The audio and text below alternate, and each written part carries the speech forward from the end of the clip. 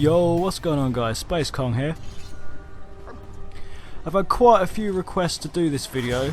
I know I've taken my time doing it and I apologise for that, but here's the video. I know it's a bit late, but you know, better late than never. So, the Viper Sting set. A lot of people love it, a lot of people hate it, a lot of people really can't stand it and think it's broken the game, and you know, but it's all down to opinion. And I know that Cyrodiil is full of Viper Sting and Velodreth at the moment, and it probably will get nerfed in the future. But as it stands right now, it's one of the most used and most powerful sets in PvP. And if you can't beat him, you might as well join him. I do also have an anti-Viper and Velodreth build with my new Blazing Shield character, which I've been working on for a little while now. I will be releasing that soon. But anyway, here we go. The idea of farming this set is by killing bosses in this dungeon. And this dungeon is Fungal Grotto 1. You can do the second one, but I advise not to. It takes longer and it's a little bit harder. This is the most efficient way to farm the items so far. There's a chest spawn location down here. I always forget it, but this time I actually remembered it. I don't know all the chest locations, but I will show you in this video.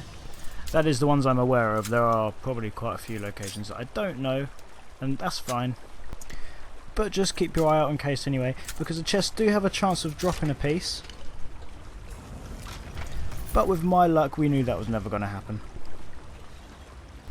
This is the normal dungeon. You can do the vet dungeon, but we already got the jewelry by the time I thought about actually filming it, so never mind. But anyway, if you want to get the jewelry, you will have to do it on the veteran version to get the purple jewelry. Unless you're happy with blue jewelry, then that's totally fine. But, you know, in case you do have the jewelry, always go on normal after that, because you can always upgrade the pieces to purple or gold, whichever you prefer, and it's cheaper and faster. But essentially, if you are doing veteran, you will need a decent team. And when I say a decent team, I don't mean a tank. I mean, you know, tanks are great, I love tanks, it's very fun playing as a tank. But you don't need a tank for this dungeon, so you could happily go through with 3 DPS and 1 healer. You could even do 4 DPS if you're confident with your self-healing abilities and all that good stuff. And it's not that much harder. Most of the first versions of the dungeons on veteran still aren't that hard. I mean, if you do hard mode, then yeah, okay, the last boss will be a little bit more difficult, but there's not a lot of difference, I find.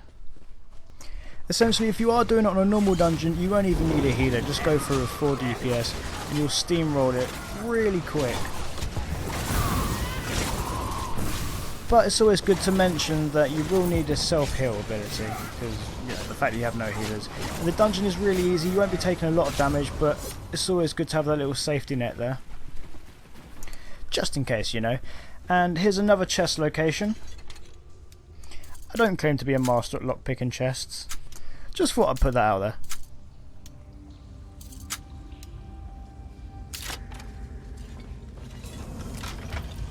And once again, my luck is always like dreadful and I don't get any of the pieces from the chests.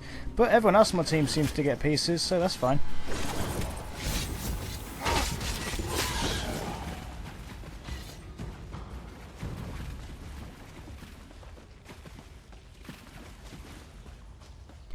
Another one of the chest spawn locations is just over here, but because we already had a chest in the same room over there, it's not going to be there this time.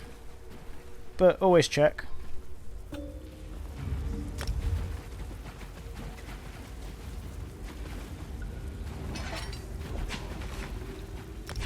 It's always good to farm with people because, well, you know, if you have a piece that your friend doesn't, you can always give it to them and vice versa.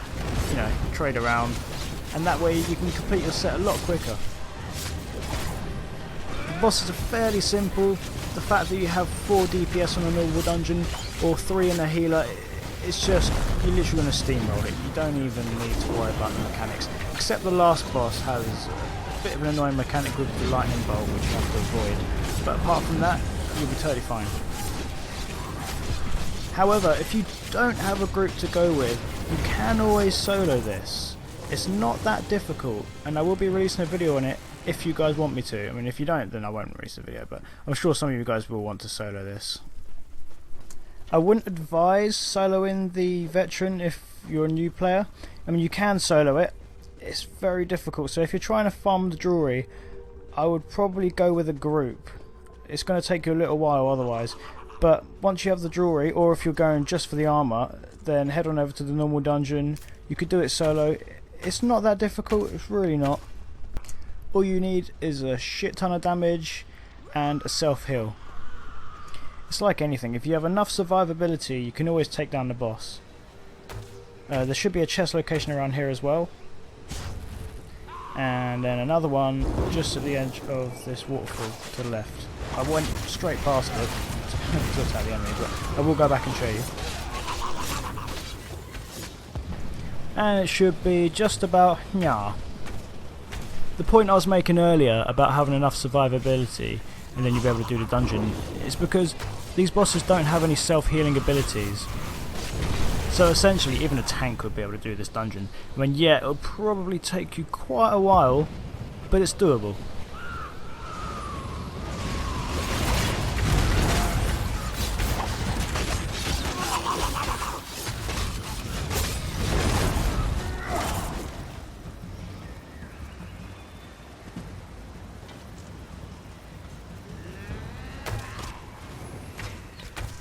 And don't forget this boss in the corner here. He also has a chance of dropping a piece. I mean, every boss can drop a vital piece, so you know you don't want to skip any of them. And this one is very forgettable. A lot of people just go straight past. They don't even see him half the time. The amount of times I forgot about this boss and had to run backwards. If you are soloing this, I'll probably take out this henchman first.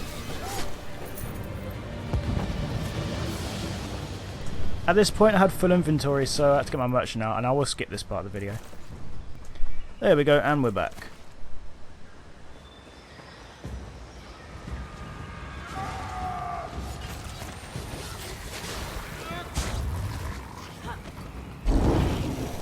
This boss is fairly simple, you just need a shit ton of AoE damage. And you know, you don't even have to focus on the crabs. If you're a stam sort, just literally go for the boss and the crabs will drop on their own anyway. Essentially, AoE is very key.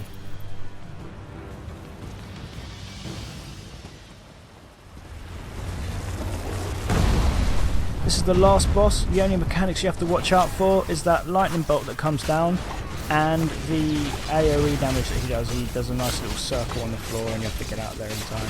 But if you're normal, it's very easy. You won't even take that much damage. You can take the hit pretty easy. You won't go down unless you're extremely squishy. But if this is on veteran, then I would definitely watch out for that. Also, if you're on veteran, I wouldn't make the healer go near the tunnel because I think that's how it works. The closest person to the tunnel gets sucked on. And that's it. Unfortunately, I was very unlucky and I didn't get any of the Viper set in this dungeon. Everyone else in my group seemed to get it though. But I hope you guys liked this video and found it useful. Let me know your thoughts in the comment section below. If you would like to see more videos like this in the future, please leave a like and subscribe. And as always guys, have yourselves a great day. Peace.